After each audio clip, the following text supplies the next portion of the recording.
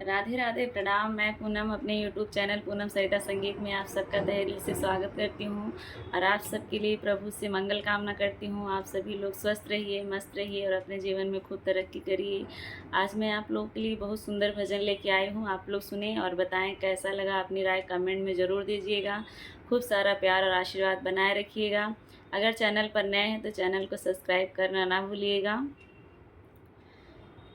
कबहू ना लिहले हरि के नमवा, पागल मोर मनवा। कबहू ना भजले हरि के नमवा, पागल मोर मनवा। कबहू ना भजले हरि के नमवा, पागल मोर मनवा।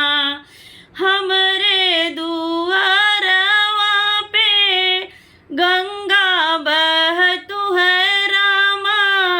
हमरे दुआरवा पे गंगा बहतु है रामा।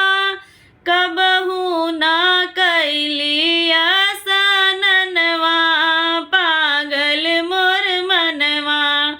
कबहू ना कैलिया सननवा, पागल मोर मनवा।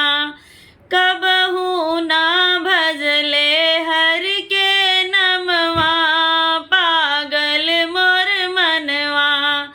कबहू ना भजले हरि के नमवा, पागल मोर मनवा।